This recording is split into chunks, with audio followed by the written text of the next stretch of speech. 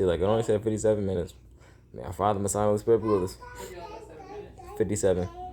When the adversaries of Judah and Benjamin heard that the returned exiles were building a temple to our Father in heaven, Elohim Israel, they approached Zerubbabel and the chiefs of the clans and said to them, "Let us build with you, since we too worship your Elohim, having offered sacrifices to him since the time of King Esarhaddon of Assyria, who brought us here." Zerubbabel, okay. Zerubbabel, Jeshua, and the rest of the chiefs of the clans of Israel answered them, "It is not for you and us to build a house to our Elohim, but we alone will build it to our Father in heaven, Elohim Israel, in accord with the charge that the King Cyrus of Persia laid upon us."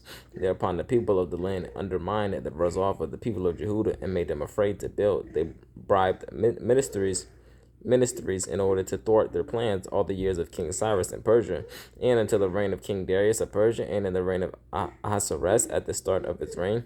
They drew up an accusation against the inhabitants of Jehudah and Jerusalem.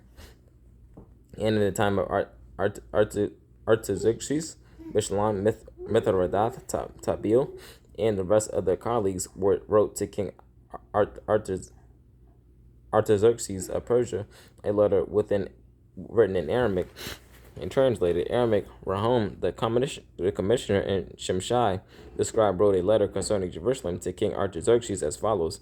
Then Rahom, the commissioner, and Shimshai, the scribe, and the rest of their colleagues, the judges, officials, officers, and overseers, the men of Erech, and of Babylon, and of Susa, that is, the Elamites, and other peoples, whom the great and glorious Osnapper deported and settled in the city of Samaria and the rest of the province beyond the river, wrote, and now this is the text of the letter which they sent to him.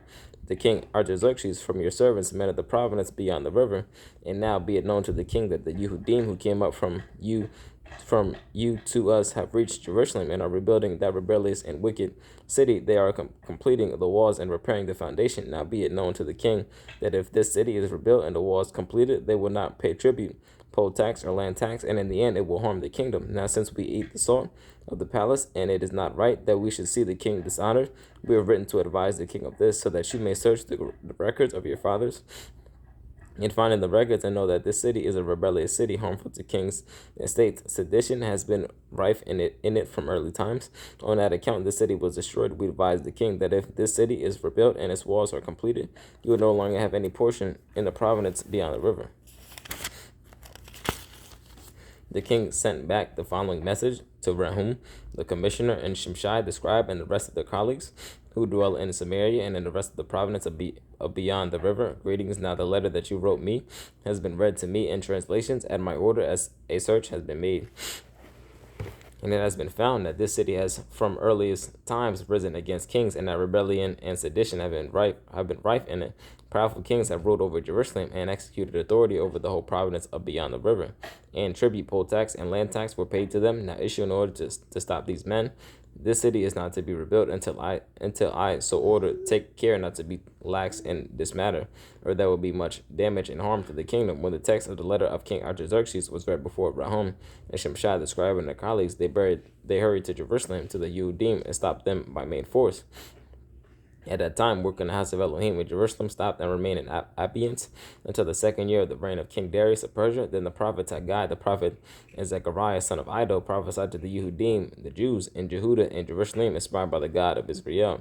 Thereupon Zerubbabel, son of Shaliah, and Jeshua, son of Jehozadak, began rebuilding the house of our Father in heaven in Jerusalem with the full support of the prophets of our Father in heaven.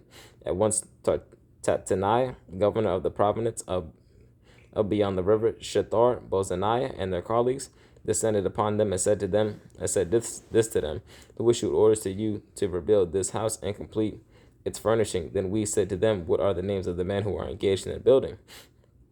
But Elohim watched over the elders of the Jews, and they were not stopped while they were report went to Darius, and a letter was sent back in reply to it. This is the text of the letter that Tattenai, governor of the province of beyond the river, and Shethar and Bozaniah, and his colleagues, the officials of beyond the river, sent to King Darius. Bless you. They sent a message to him, and this is what was written in it. To King Darius, greetings, and so forth. Be it known to the king that we went to the province of Jehudah, to the house of the great Elohim. It is being rebuilt of hewn stone, and wood is being laid in the walls.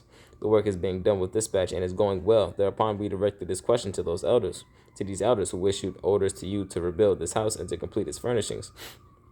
We also asked their names so that we could write down the names of their leaders for your information. This is what they answered us. We are the servants of the Elohim of heaven and earth. We are rebuilding the house that was originally built many years ago.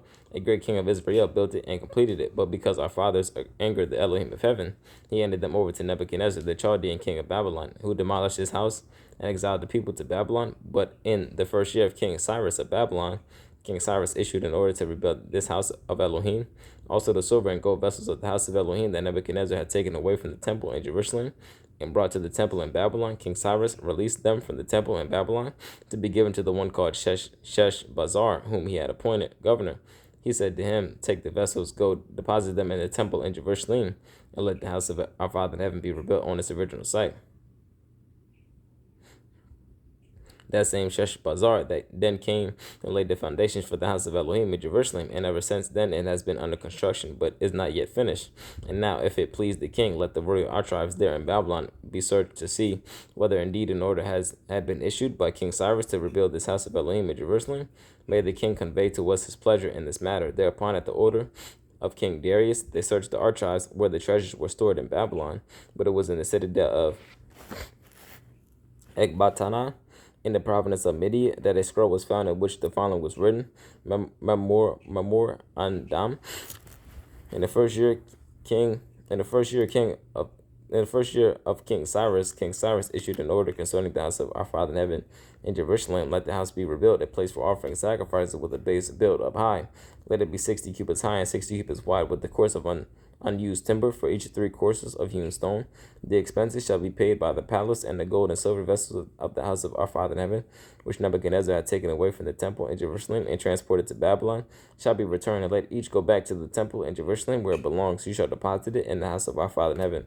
Now you, Tatanai, governor of the province of beyond the river, Shathar Bozanai, and colleagues, the officials of the province of beyond the rivers, stay away from that place. Allow the work of this house of Elohim, of our Father in heaven, to go on. Let the governor of the Jews and the elders of the Jews rebuild this house of our Father in heaven on its site. And I hereby issue an order concerning what you must do to help these elders of the Jews rebuild this house of our Father in heaven. The expenses are to be paid to these men with dispatch out of the resources of the king